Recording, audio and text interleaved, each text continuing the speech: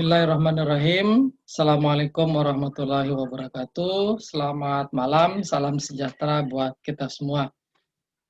Alhamdulillah pada malam hari yang berbahagia ini, kita hadir kembali melalui live meeting modul pertama untuk kelas online aplikasi web.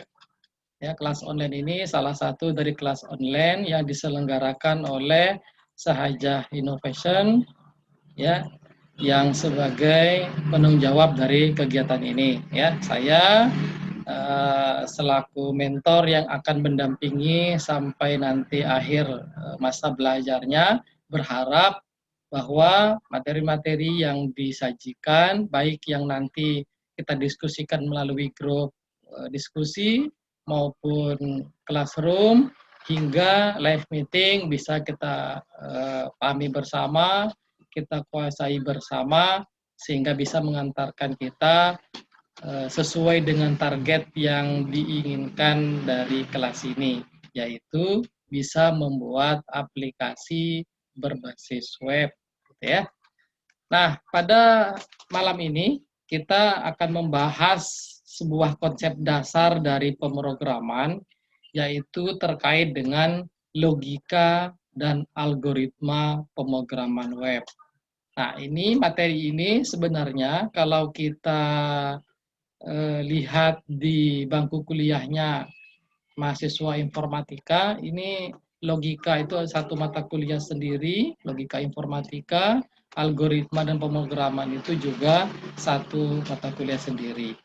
Nah, sehingga pada malam hari ini kita akan meringkasnya menjadi satu materi yang saya berharap bisa saya sajikan dengan baik, dengan mudah dipahami, ya, walaupun memang background kita ada yang dari IT, ada juga yang dari bukan IT, ya. Harapan saya sama-sama ini kita belajar, kita berbagi dan bisa menjadi pondasi ketika kita nanti belajar membuat program atau belajar membuat aplikasi berbasis web, gitu ya. Nah, kalau kita searching di dalam internet sana terkait dengan apa itu logika dan algoritma, begitu ya, pemrograman, maka akan banyak sekali informasi atau referensi yang akan kita dapatkan di internet sana, ya. Misalnya dikatakan di salah satu sumber ini dari ansoriweb.com bahwa logika itu adalah ilmu yang mengarahkan cara berpikir untuk melakukan kegiatan dengan tujuan tertentu. Jadi dia ilmu untuk berpikir melakukan kegiatan dengan tujuan tertentu. Nah, di referensi lain, logika itu juga ada yang menyebutkan, misalnya saya dapatkan ini dari Desi, dosen dari PENS ACID, gitu ya. Nah, di sini dikatakan bahwa logika itu identik dengan masuk akal dan penalaran. Nah, penalaran itu apa? Salah satu bentuk pemikiran. Nah, pemikiran itu apa? Pengetahuan tidak langsung yang didasarkan pada pernyataan langsung pemikiran mungkin benar atau mungkin tidak benar. Nah, jadi sekali lagi, kalau kita membahas tentang logika dengan bahasa yang mungkin mudah dipahami untuk kita semua, yaitu bagaimana kita bisa berpikir dengan nalar, gitu ya, bahwa apa yang akan kita nanti berikan solusi dari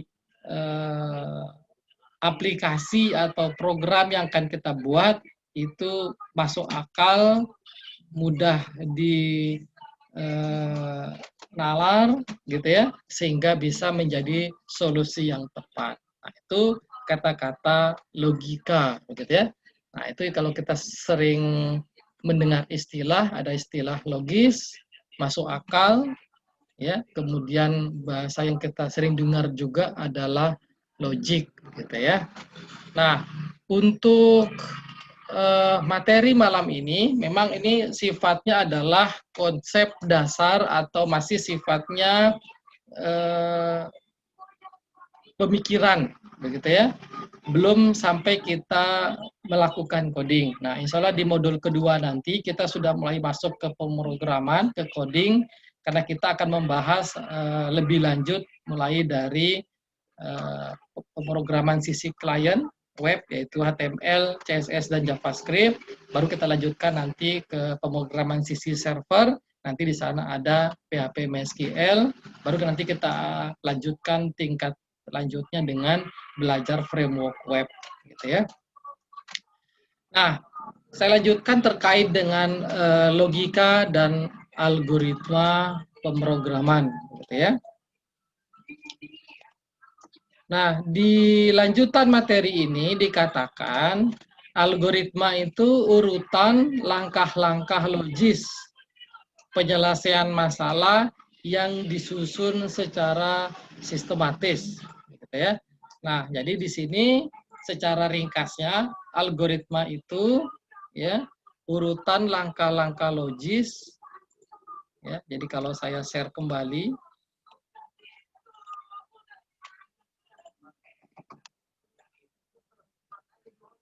jadi kalau saya sharekan ini, jadi algoritma itu adalah urutan langkah-langkah logis bagaimana menyelesaikan masalah, gitu ya. Nah, jadi penekanannya pada algoritma itu adalah bagaimana kita membuat langkah-langkah yang benar, yang bisa dinalar, sehingga kita bisa menyelesaikan masalah. Nah, yang perlu kita pahami bersama di sini sekali lagi, ketika kita akan membuatkan nantinya aplikasi atau program, itu kan kita berangkat dari permasalahan di kehidupan sehari-hari. Nah, solusinya adalah aplikasi kita atau software kita atau aplikasi kita. Nah, agar bisa menjadi software yang benar, maka dibutuhkan suatu langkah-langkah atau algoritma yang benar. Nah, nanti akan terasa ketika kita berbicara lebih lanjut tentang algoritma, bahwa disitulah nanti akan ada pentingnya ketika kita nanti belajar membuat program. Nah, di sini dikatakan hal-hal yang harus dipenuhi dalam membuat algoritma, ada input.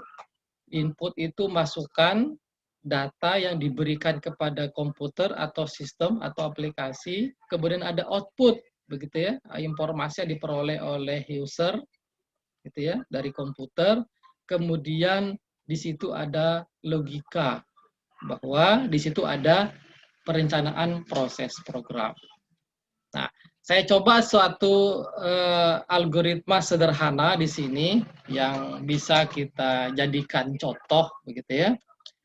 Misalkan di situ ada 2 buah gelas, satu gelas berisi misalnya teh, begitu ya.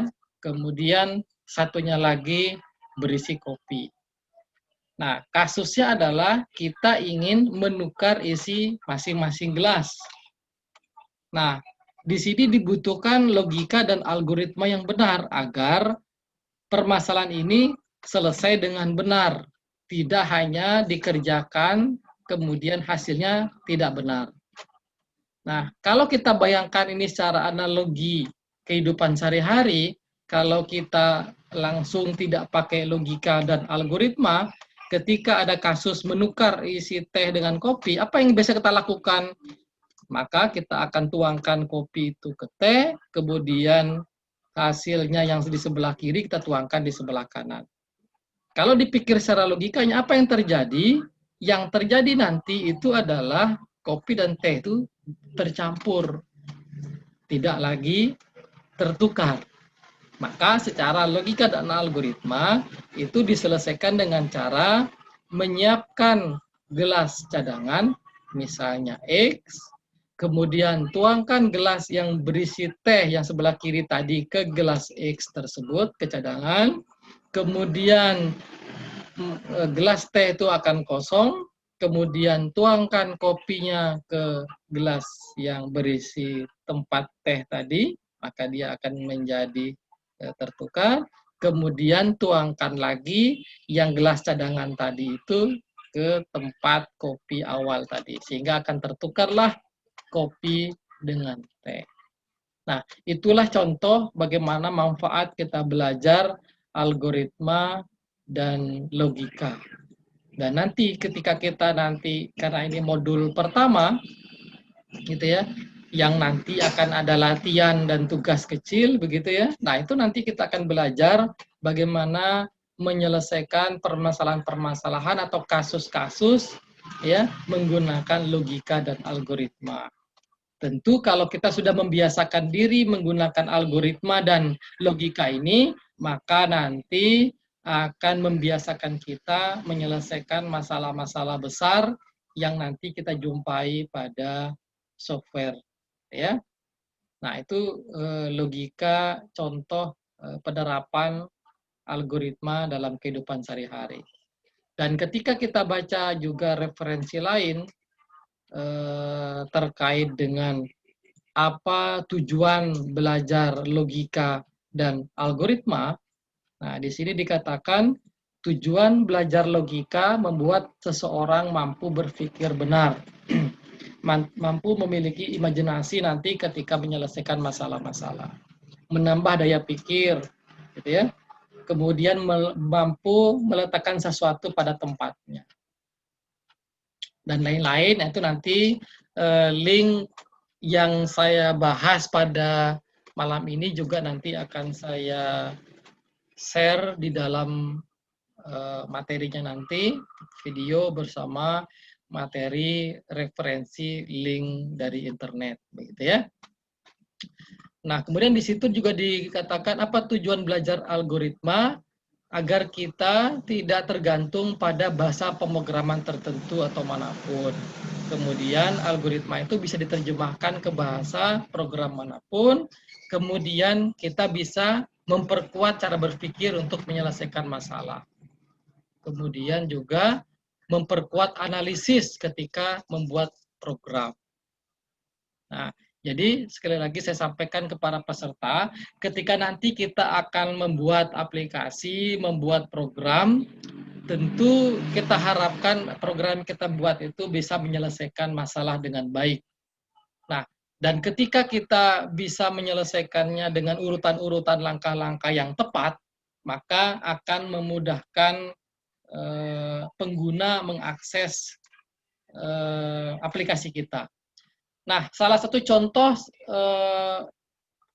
kurangnya peran algoritma yang diterapkan oleh programmer, kalau pernah juga Anda menggunakan aplikasi berbasis web, ketika digunakan kemudian ada loading yang cukup lama, begitu ya. Nah, loading yang lama itu ada beberapa faktor yang mempengaruhi. Pertama, bisa karena algoritmanya kurang tepat, artinya langkah-langkahnya itu terlalu ribet dan mutar-mutar. Yang kedua, memang karena datanya cukup besar. Nah, maka kita harus benar-benar memberikan solusi bagaimana agar aplikasi yang kita buat itu bisa berjalan ringan, kemudian sesuai dengan yang diharapkan dari aplikasi tersebut. Nah, kalau kita hubungkan juga dengan kesalahan yang mungkin muncul dalam suatu aplikasi, kalau kita sebut dengan error begitu ya. Nah, error di dalam aplikasi itu nanti terbagi dua. Ada yang disebut dengan error sintaks. Error sintaks itu ketika kita membuat program, kode program, kemudian salahnya itu pada penulisan kodenya. Yang misalnya kita tulis if begitu ya, tertulis i-nya double. Nah, itu akan salah sintak. Nah, kesalahan sintak atau error sintak ini terkadang mudah ditelusuri atau diperbaiki. Kenapa? Karena biasanya nanti editor kita itu akan memberi tanda atau memberi keterangan bahwa errornya di baris berapa. Nah, yang kedua yang perlu diantisipasi itu adalah error logika. Nah, error logika ini dia tidak akan diberikan errornya di mana, tapi dia bisa saja muncul tapi salah, atau dia tidak muncul apa-apa. Nah, itu yang susah terkadang untuk dilacak atau ditrace dalam bahasa programmer itu. Misalnya kita harusnya mengalihkan dua buah bilangan, 2 dengan 4, ternyata hasilnya adalah 6 misalnya. Nah, itu kan salah logika. Muncul hasilnya tetapi salah begitu. Nah, apalagi kalau ini kemudian bentuknya adalah aplikasi keuangan gitu ya, atau aplikasi perbankan, itu kan bahaya sekali. Yang harusnya saldo kita itu misalnya 1 juta, ternyata ketambah 01 menjadi 10 juta. Itu kan luar biasa.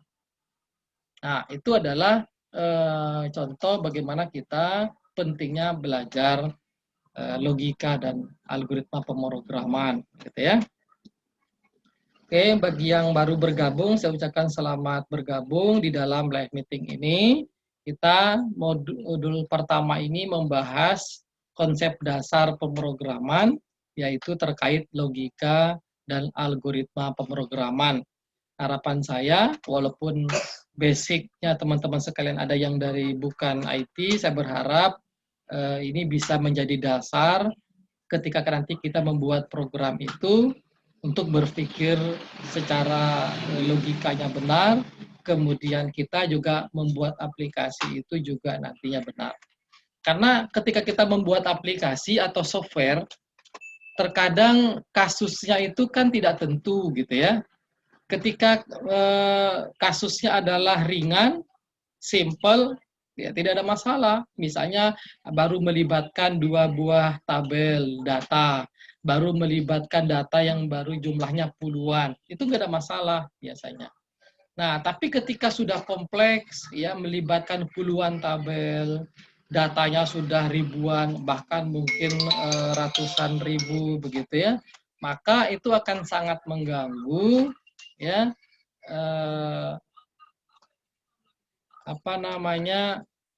cara berpikir ketika kita tidak menggunakan algoritma yang tepat gitu. Nah, saya lanjutkan terkait dengan logika dan algoritma ya. Saya sharing kembali materi yang ada di internet ini. Nah, terkait dengan algoritma tadi, bagaimana kita menyusun langkah-langkah yang benar untuk menyelesaikan satu masalah. Misalnya di sini ada latihan pertama. Buatlah suatu algoritma untuk proses pembuatan kopi yang rasa manisnya tepat. Gitu ya. Di situ ada gambar gelas atau cangkir, ada sendok, ada gula, ada kopi, ada air. Gitu ya. Nah, disinilah dibutuhkan penalaran di dalam kita menyelesaikan masalah ini. Karena kalau langkahnya salah, maka nanti hasilnya tidak baik. Ya. Misalnya kita ya misalnya langkahnya ambil gelasnya, kemudian ambil sendoknya kemudian kita gunakan untuk mengambil gula, misalnya sebanyak 1 atau 2 sendok, kita letakkan ke gelas, kemudian kita ambil kopi 1 atau 2 sendok, kita masukkan ke gelas, kemudian kita tuangkan air. Tentu di sini asumsinya adalah air yang panas misalnya. Nah, ini tentu akan berbeda kalau kita urutannya salah, gitu ya. Misalnya kita tuangkan airnya ke sendok, ya, kemudian kopinya baru kita masukkan ke gelas, gulanya kita masukkan ke gelas, nah, sendoknya baru kita masukkan terakhir, airnya kan tidak masuk. Nah, itu contoh bagaimana peran algoritma, gitu ya. Nah, dan lain-lain. Karena nanti kasus-kasus algoritma ini bisa diterapkan untuk berbagai permasalahan, baik permasalahan sehari-hari maupun permasalahan di dalam pemrograman, gitu ya. Nah, misalnya ketika kita sekarang kasusnya adalah contohnya adalah bagaimana kita menyelesaikan menjumlahkan dua buah bilangan bulat misalnya. Ya, ketika kita sudah terbiasa menggunakan logika dan algoritma, kita akan bisa dengan mudah untuk menyusun langkah-langkahnya. Pertama, langkahnya adalah masukkan bilangan pertama. Yang kedua, masukkan bilangan kedua. Yang ketiga, langkahnya adalah jumlahkan kedua bilangan bulat tersebut, simpan ke C misalnya ya, atau yang pertama kita asumsikan A, bilangan kedua kita asumsikan B, jumlahkan keduanya menjadi C, bahwa C itu adalah A plus B, baru langkah terakhirnya adalah tampilkan hasil penjumlahan, yaitu C tadi. Nah, itu contoh bagaimana algoritma sederhana untuk kita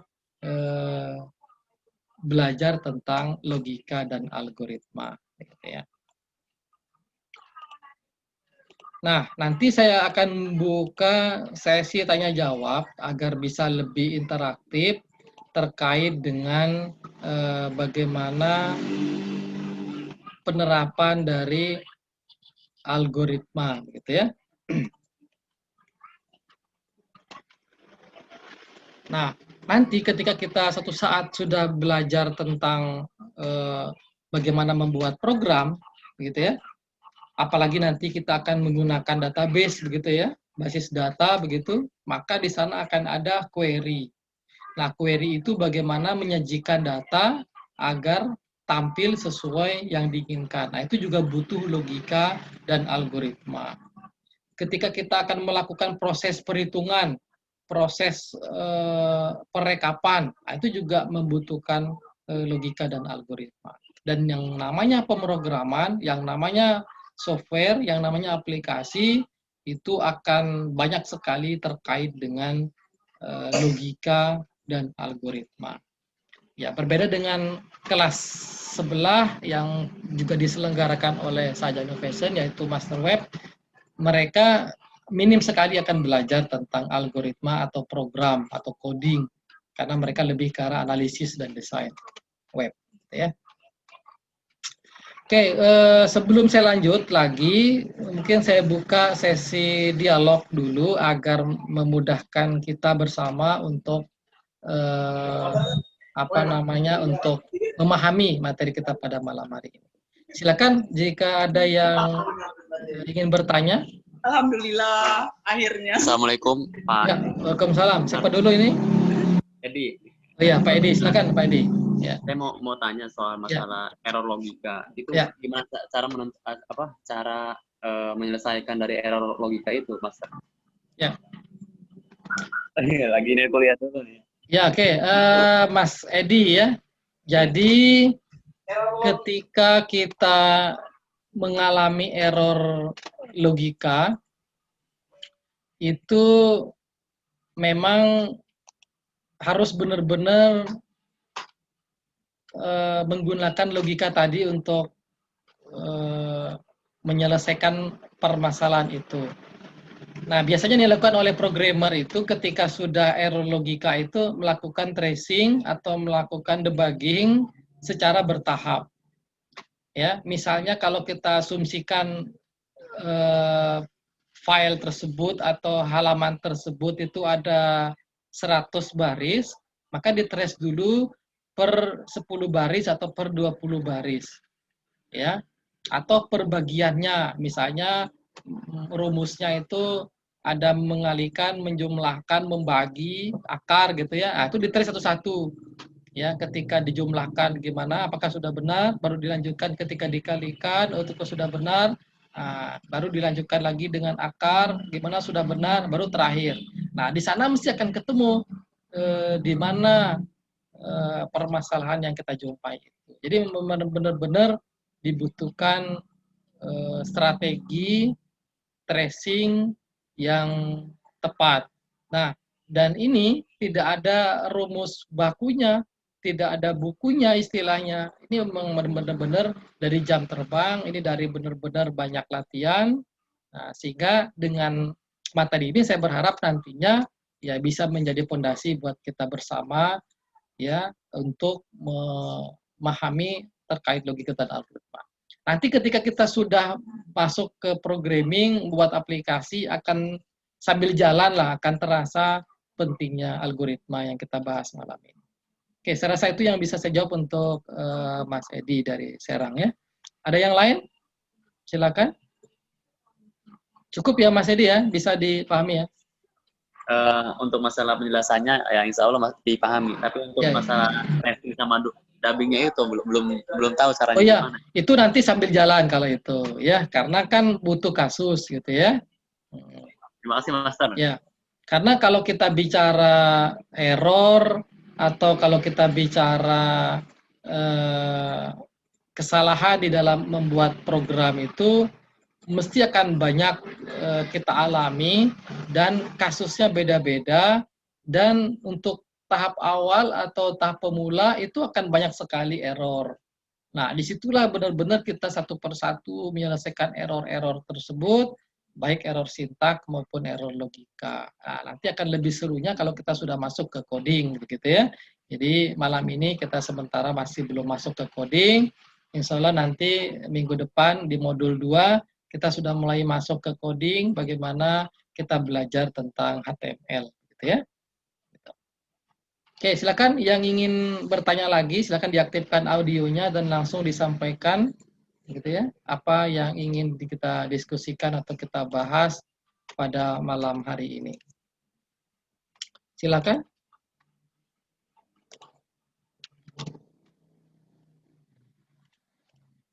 Ada? Pak Antoni, Pak Amen.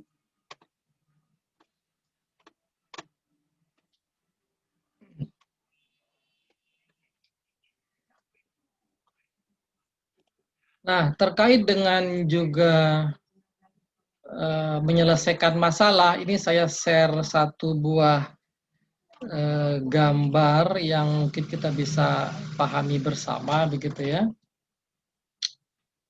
Jadi alur dalam penyelesaian masalah itu kalau bisa digambarkan seperti gambar ini, itu pertama ada masalah, baik itu masalah dari klien, baik itu masalah dari owner aplikasi atau software. Kemudian kita selaku pengembang atau selaku programmer kemudian membuatkan namanya model. Model itu bisa berupa analisis flowchart biasa begitu ya, atau mungkin model itu dalam bentuk apa namanya bagan-bagan sederhana begitu ya. Nah, kemudian kita butuhkan algoritma untuk bisa menyelesaikan secara tepat kasus tersebut. Nah, baru kemudian kita terapkan dalam suatu program. Setelah program itu selesai, maka kemudian dieksekusi. Nah, pada saat mengeksekusi, di situ diinputkan data untuk menguji apakah benar berjalannya aplikasi tersebut, baru nanti hasilnya valid atau tidak, atau layak dipakai atau tidak, atau selesai atau tidak. Ya. Oke, nah di situ ada istilah flowchart, ya. Biasanya kalau saya dengan mahasiswa, saya minta mereka untuk membuat algoritma itu bisa dalam bentuk flowchart, bisa dalam bentuk kata-kata biasa, begitu ya. Nah, misalnya di sini flowchartnya start, datang ke toko, ya. Jadi kalau kotak itu suatu pernyataan atau suatu pengaturan atau satu kegiatan gitu ya. Kemudian kalau jajaran genjang itu bisa input, bisa output, ya, memilih barang.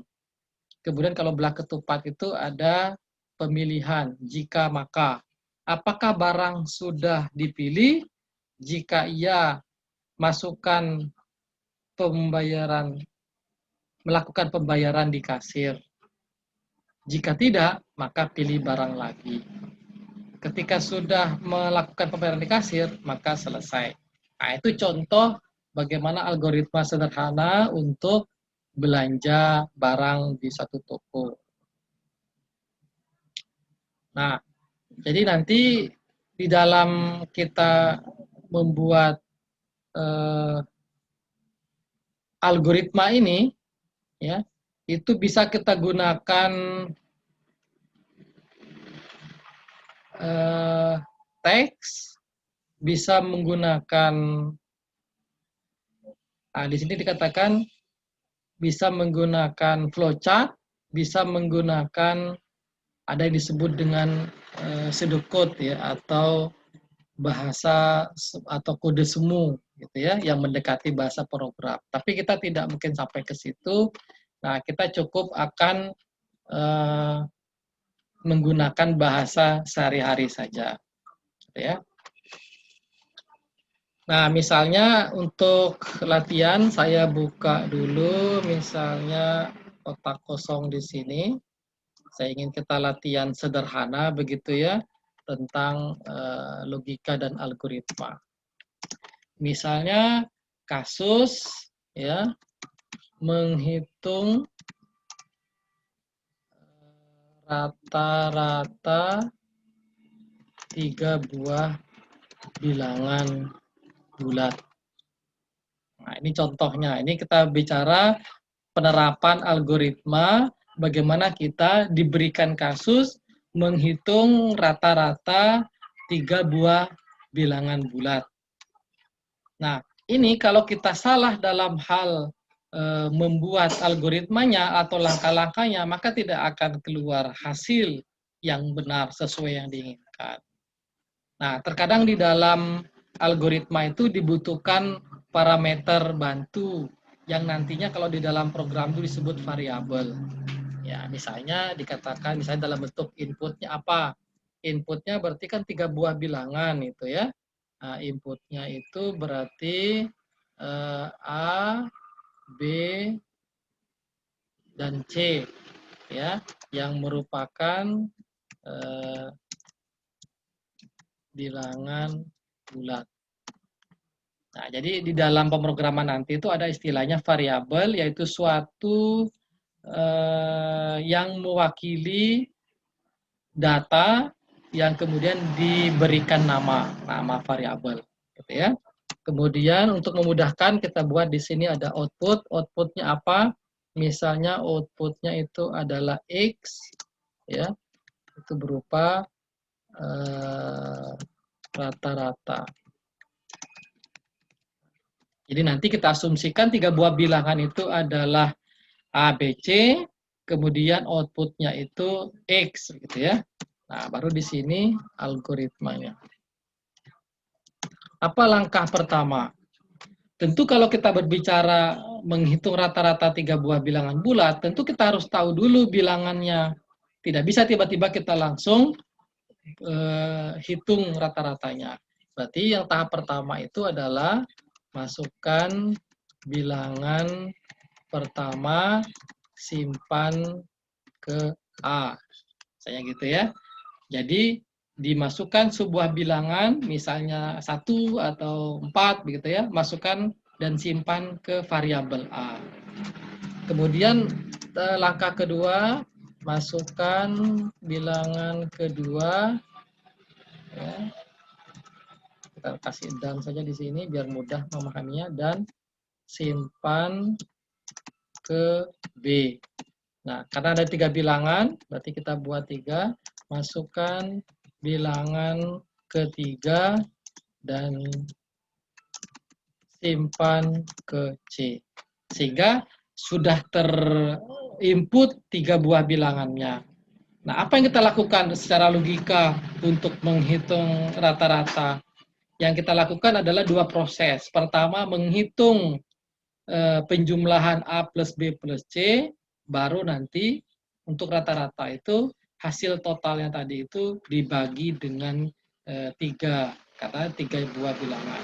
Berarti yang pertama itu misalnya bisa langsung ya, hitung X sama dengan A ditambah B ditambah C, kemudian dibagi dengan 3. Nah, ini bisa. Begitu ya. Nah, kemudian baru terakhir itu tampilkan X ke layar. Nah, itu kalau hitungnya itu sekali proses. Begitu ya. Tapi kalau misalnya hitungnya itu kita buat 2 kali, ya. Pertama, hitung T adalah A ditambah B ditambah C. Kemudian hitung lagi bahwa X itu adalah T dibagi 3. Nah, ini juga bisa. Jadi di dalam belajar menerapkan algoritma ini, akan ada nanti langkahnya itu berbeda-beda, tetapi benar begitu. Nah, misalnya kita membuat aplikasi, bisa saja nanti satu orang Pak Amen misalnya itu membuat dengan 10 baris.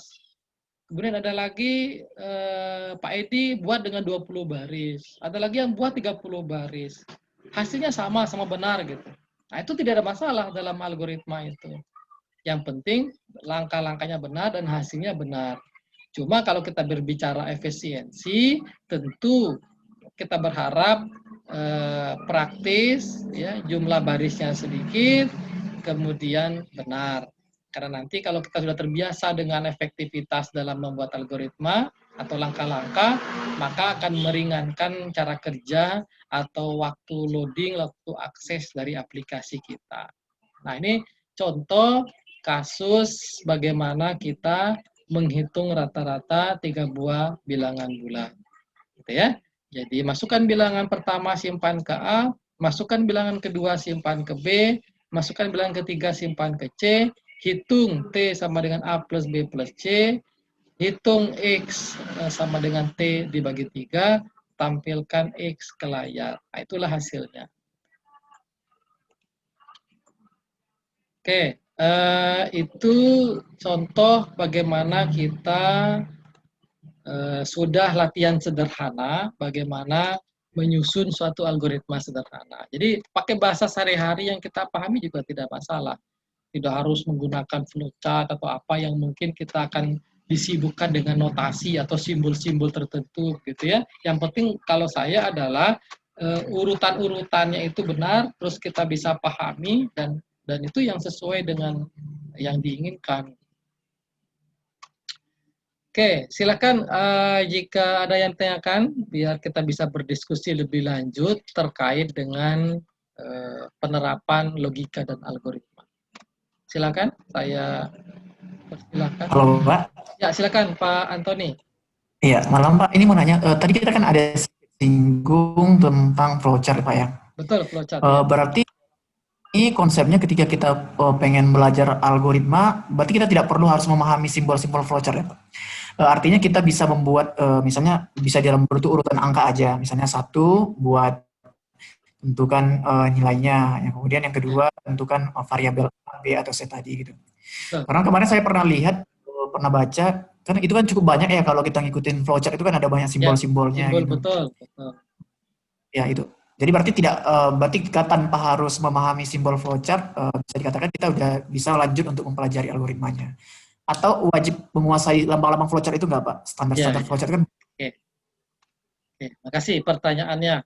Jadi dari Pak Antoni menanyakan penggunaan flowchart di dalam menerapkan algoritma. Nah, yang ingin saya sampaikan adalah perlu kita bedakan di sini belajar algoritma ini sebagai orang kuliahan dengan belajar algoritma sebagai praktisi atau pengembang software atau programmer, gitu ya. Kalau ini sudut pandangnya belajar kuliah di informatika, maka mahasiswa saya wajibkan mereka itu membuat flowchart, ya. Jadi membuat flowchart, membuat tadi dengan bahasa-bahasa tadi itu, gitu ya. Nah, itu dalam rangka apa sebenarnya? Dalam rangka mereka dibiasakan menggunakan notasi-notasi ilmiah Karena kedepannya mereka akan pakai itu gitu ya, dalam hal membuat tugas, skripsi dan lain-lain. Nah, itu sudut pandang kalau kita kuliah gitu ya. Nah, sekarang sudut pandangnya ketika kita ingin menerapkannya di dalam kita membuat aplikasi software praktis di lapangan.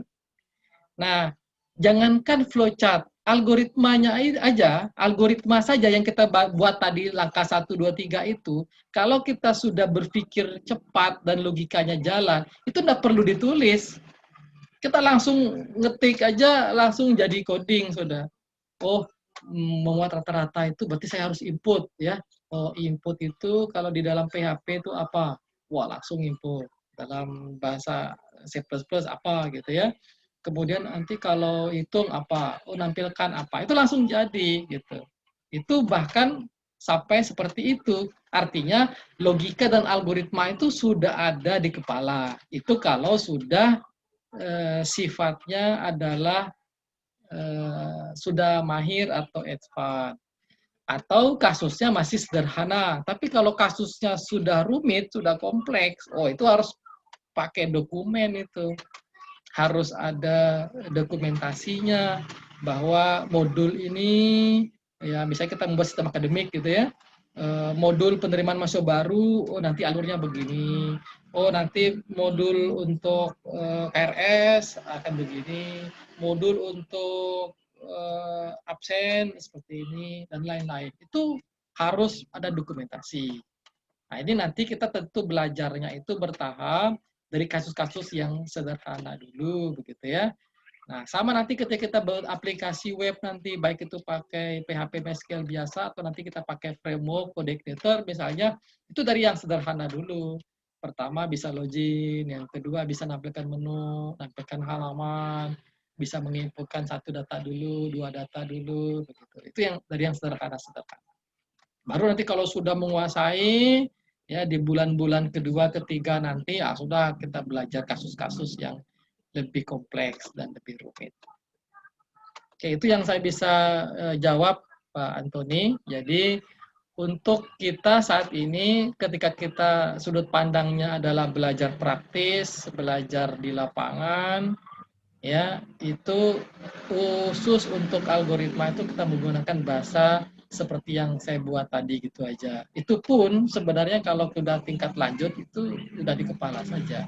Tapi karena ini kita namanya baru belajar, pemula, apalagi bukan background-nya programmer atau background-nya informatika, ya benar-benar harus kita bahas logika dan algoritma ini satu pertemuan. Oke, ya, Pak, terima kasih, ya Pak. cukup ya Pak Tony menjawab itu ya. Oke. Ya Pak, terima kasih Pak. Oke, silakan teman-teman yang lain untuk kita bisa interaktif berdiskusi terkait dengan logika dan algoritma serta permasalahan yang mungkin akan dihadapi di dalam nanti membuat software atau aplikasi. Silakan. Pak Hadi, ada Pak Johannes, ada Mbak Lady Andriani, ada Pak Munsarif, ada Pak Yogi, gitu. Ada Pak Subikse juga gitu ya, hadir malam ini. Dan peserta kita cukup beragam dari keilmuannya, kemungkinan dari daerahnya, dari Kalimantan, dari NTB, kemudian dari Jawa, begitu ya, Jawa Timur dan lain-lain. Oke, silakan. Jika ada yang ingin didiskusikan sambil saya menambah-nambah, begitu ya, hal-hal yang mungkin akan dibutuhkan ketika kita belajar tentang logika dan algoritma.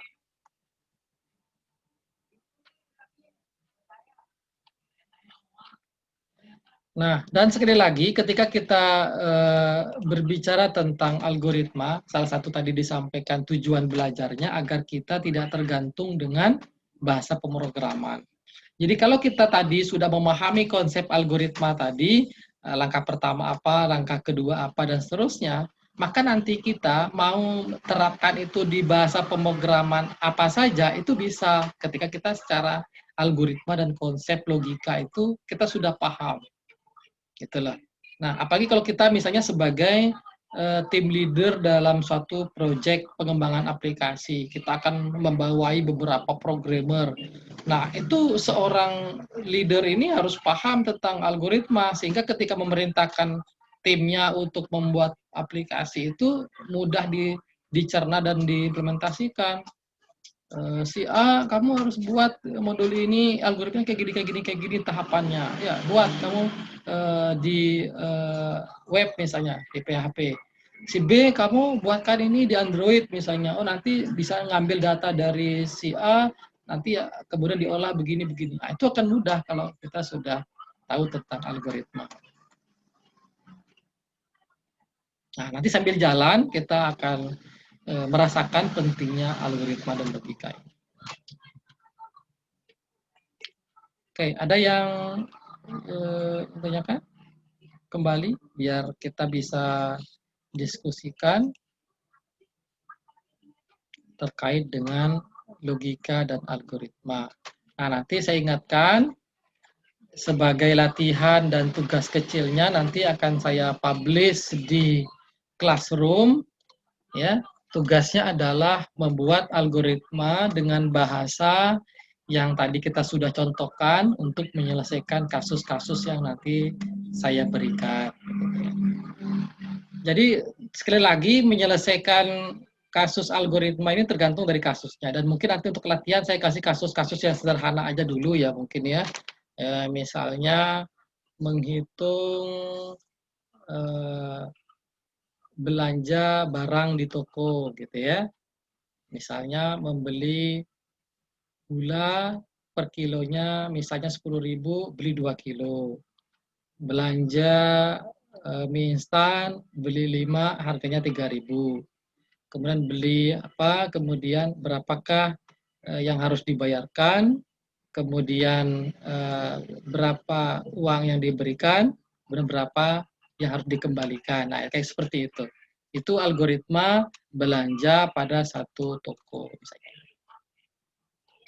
Nah, kalau kasus-kasus yang sederhana yang lain, misalnya menghitung jumlah bilangan bulat dari 1 sampai 5 misalnya. Nah, itu kan butuh algoritma juga. Kemudian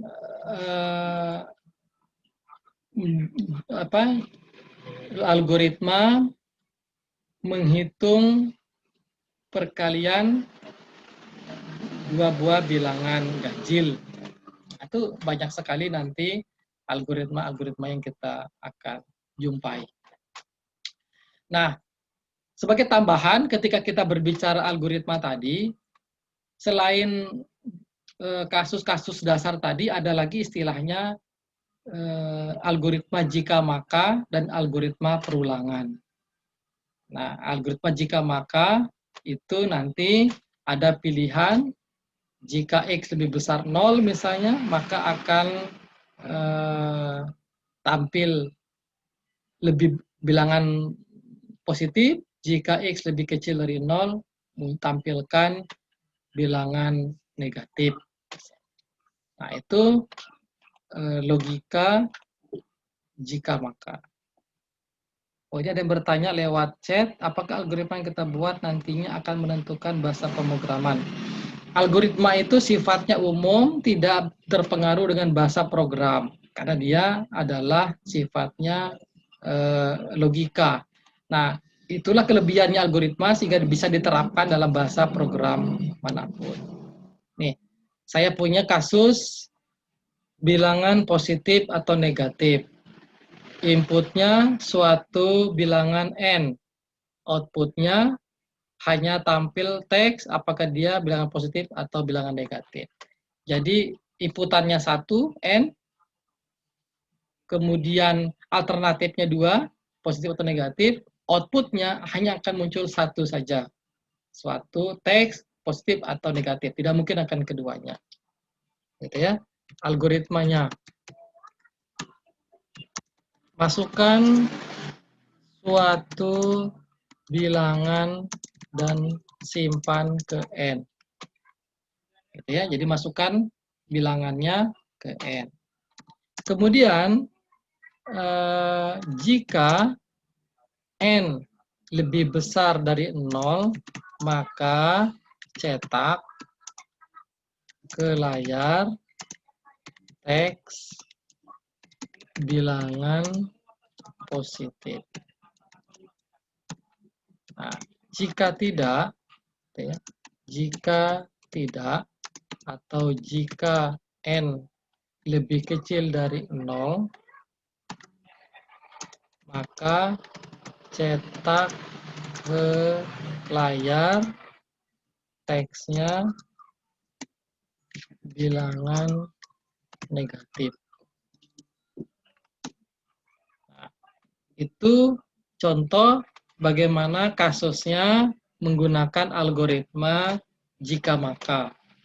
Ya, nah, nanti ada beberapa algoritma jika maka, perulangan, yaitu yang umum digunakan di dalam algoritma. Jadi jika maka ini ketika pilihannya 2, maka hanya akan muncul satu output, ya, kemudian inputnya 1. Oke, bisa dipahami ya tentang algoritma if else ini atau jika maka. Tadi yang sebelumnya ketika kita berbicara yang menghitung rata-rata ini belum menggunakan jika maka dan perulangan, ini masih sekuensial bahasanya. Kalau dalam algoritma itu masih satu persatu dari atas ke bawah dijalankan. Ketika ini sudah menggunakan jika maka kita harus tahu berapa pilihannya, berapa inputnya, berapa outputnya, dan bagaimana cara melakukan pengecekan.